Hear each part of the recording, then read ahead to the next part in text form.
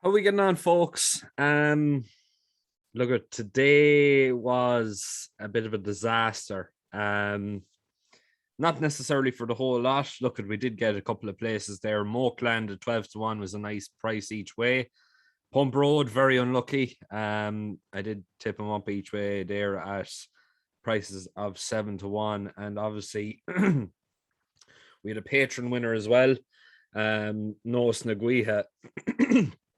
I tipped it up last night at 11-8, but not only did we get crippled with a massive, I don't know whether it was a gamble or not, but we definitely got crippled with a massive Rule 4. I think it was 90 or 95 pence to the pound. Disappointing that way. But look I'm delighted I could get a winner for a patron, and hopefully we can keep going in that direction. Tomorrow I will be covering Wexford. Definitely looks to be a nice card for each way prices. It looks to be a bit of an outsider's day. There's lots of favorites in here that I would be considering taking on. Now I am going to take two of them. But for me, anyways, personally speaking, I think it's going to be a day for each way punters, and just giving you a quick lowdown on what's going on. 7-1, 9-1, 8-1, and 14-1 are my each way selections, whereas I have a 13-8 nap and a 3-1 next best. So it gives you the impression there that it's going to be a bit of a wide open day. I wouldn't be going mad, especially around Wexford. It's a very tricky track to get right. In my opinion, you'd want to be setting off, or you'd want to see your horses setting off maybe fourth or fifth, and not necessarily too far off the pace, but it's a tricky enough track to get home from leading from the front as well. So just, I suppose, to leave a little bit of imagination there, you'd be hoping to see your horse starting to move coming around the final bend and going up the straight. It's a long straight there in Wexford, and not necessarily every front runner gets home in front, but you would like to be up near the pace. It's a bit of a roller coaster track.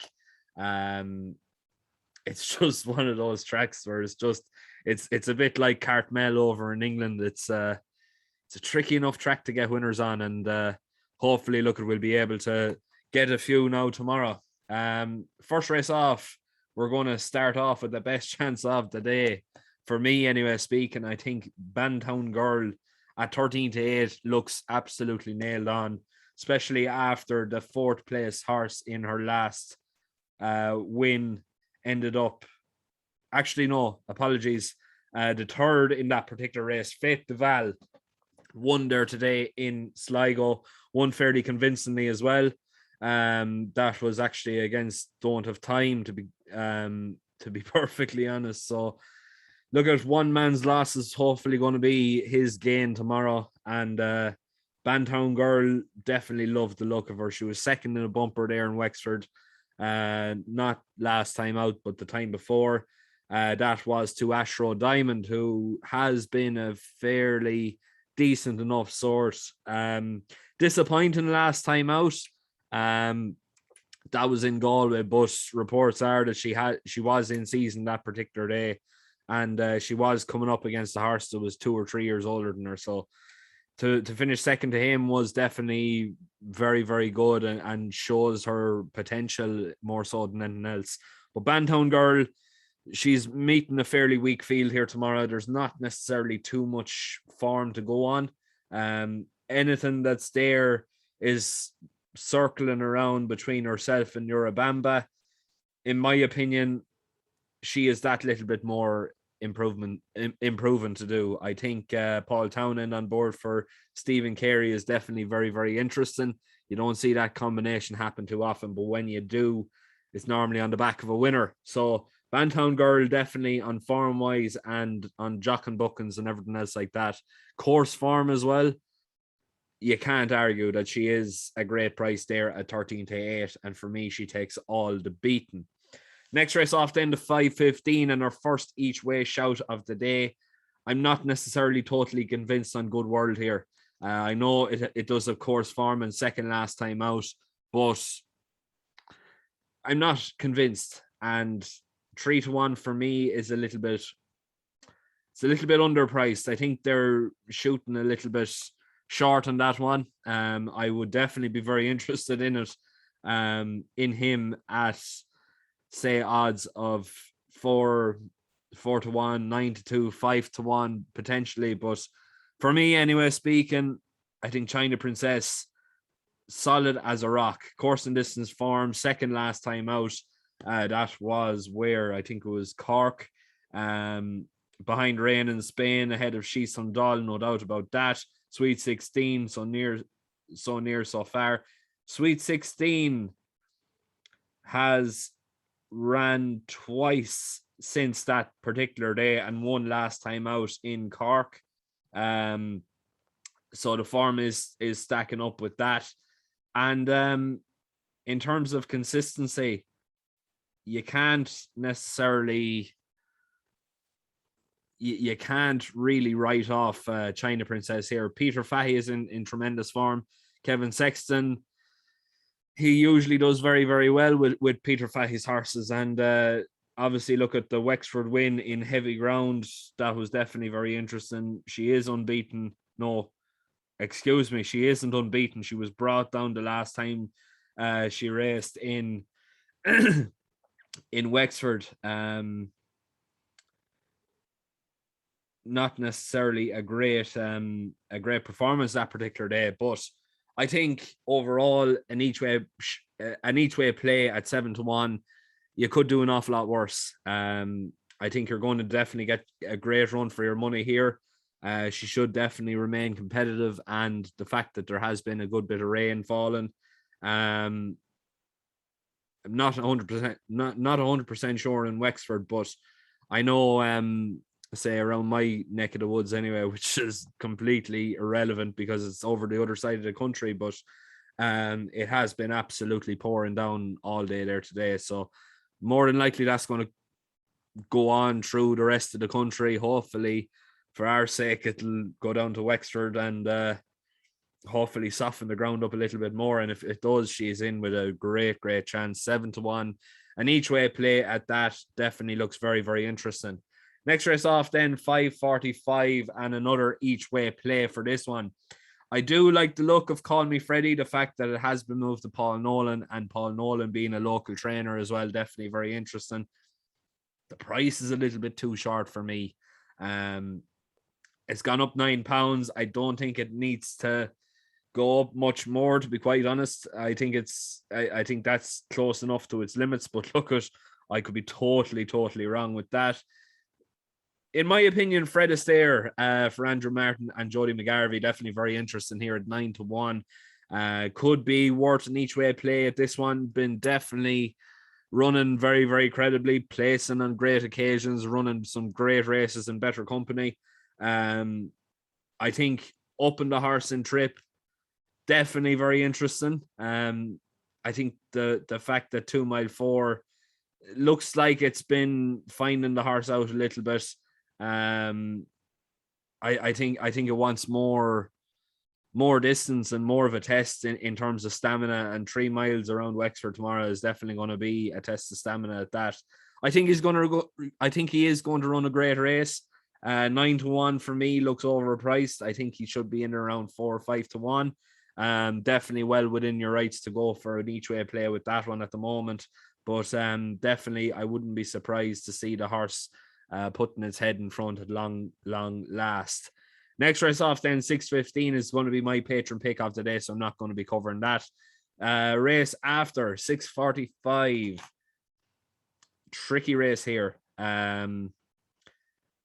I've been looking at a few horses in this one, and I'm struggling a little bit because you can make cases for a lot of these in terms of overall form.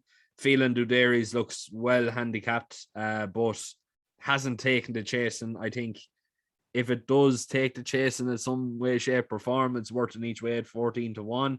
But for me, our friend, I think, is running in this one. Our Friend 8-1 for Paul Nolan, course winner.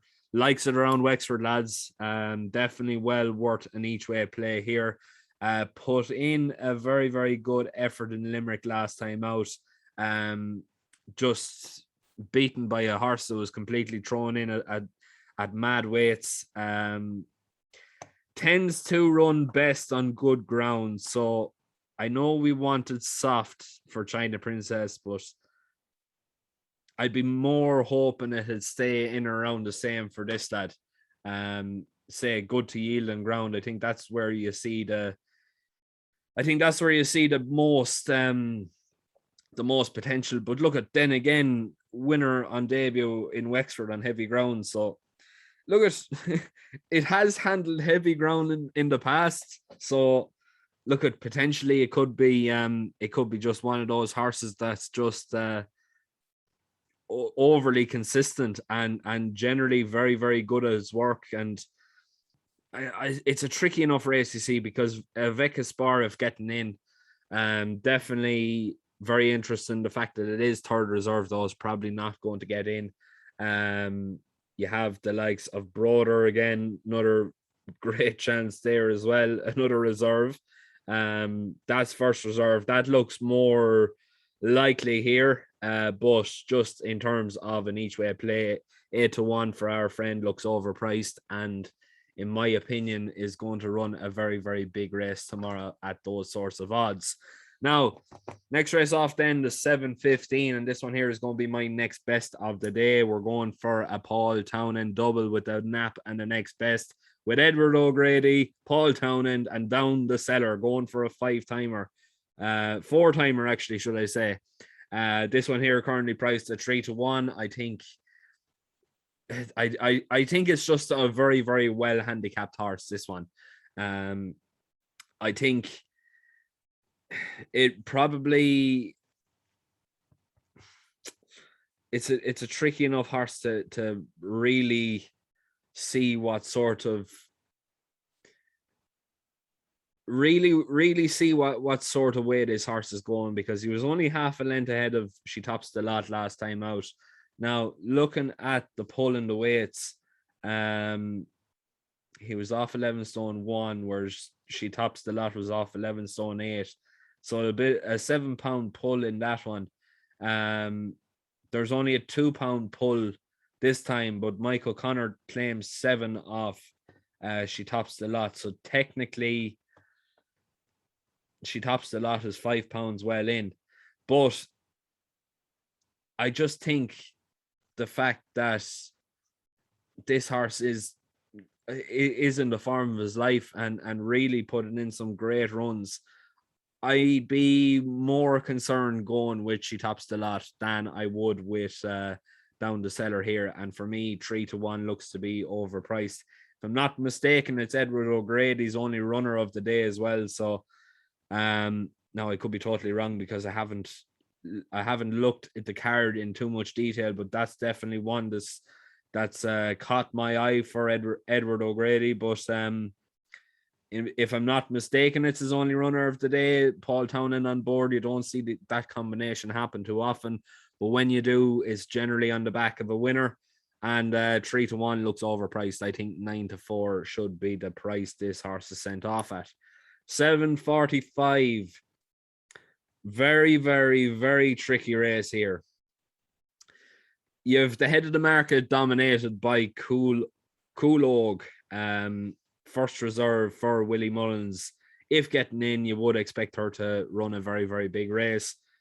Further down the line, with third reserve, Flemoncello, who I actually played a bit of a hand in naming this particular horse. Another very interesting runner for Blue Bloods racing as well. James Fenton, if the two of them get added in, James Fenton won't know who to shout for. But in my opinion, of the horses that are actually declared to run, and providing the 2 Willie Mullins horses are knocked out in the ballot, I think Slate Gray is massively, massively overpriced here at 14-1. Third of 12 last time out, on good ground in Clonmel. that was against a very talented horse in Willie Mullins' yard called Danny Barcelona, ahead of behind Ask for Fame, ahead of Quiet Escape, who hasn't done much since. Faith Duval won today. Very, very, very interesting. Dorset Lady hasn't ran since. Lovely Hands ran a stinker last time out, and we're not going to cover too much more in detail there, but the fact that race has produced a winner from 5th and R1 was 3rd, I think it's massively, massively overpriced. I think 14-1 is a great each way play, providing it doesn't get knocked out and providing the Mullins horses don't get in. I think this one is going to be bang there in the finish, and 14-1, you won't get that this time tomorrow. Obviously, look at if the 2 Willie Mullins horses do get in, I probably would be going for them. The 2 of them look to be the standout horses of the race. But just it's a worry the fact that they are reserves. I'd be more inclined in picking a horse that's down the weights or down the betting and potentially going to completely skyrocket in the betting, providing the 2 Mullins horses are knocked out. I think it's a good each way play regardless. I think it's the best horse of the declared runners. And I think if running up to the same standard, if not improving, but it did show that it would improve the last day, I think it's got a big hand to play here. And 14-1 for Slate Gray looks massive. That's all I have for tomorrow. But please make sure to keep liking, sharing, and subscribing. For those who are still sitting on the fence about Patreon, I would be getting on board now, for the simple fact of the matter being that we will be doing our draw for the monthly giveaway now after the last race tomorrow. So basically what the draw is, it's going to be sharing a horse good for a year. All you have to do is pay €10 a month into our Patreon account. That helps supports the podcast and helps us grow and do bigger and better things with the podcast as well. For the sake of €10 a month, you can't really go wrong. We've already had 2 or 3 winners already so far this month as well. So we're definitely looking very, very healthy overall. As well as that, you'll be added into a great WhatsApp group as well, full of great and knowledgeable members as well about the sport, and just generally great crack to be involved in. Plenty of great happy members that have been with us for a long time, which I am very, very proud of. And there's been plenty of great comments being passed through the WhatsApp about how great it is to be involved in the group as well. For the sake of €10, can't really go wrong. What we are basically, you could be very, very lucky with winning this prize now tomorrow if you do sign up. I leave a link in the description below for that. As well as that, a subscriber has what's the word I'm looking for? Advised me, I suppose, to try a new method of YouTube and put the horses underneath in the description as well. I will be doing that. I'll be trialing it first to see what sort of reaction it'll get and whether it'll damage the overall view time or whatever. But if working well, I'll be doing it from here on in. I'm going to leave it there. The very, very best of luck tomorrow. Hopefully we get a few winners tomorrow and get back on form. It's badly needed, and we definitely could not be crying out for Galway more than we are at the present time. But look, at best of luck. Please make sure to keep liking, sharing, and subscribing, and hopefully we're on the back of plenty of winners now tomorrow.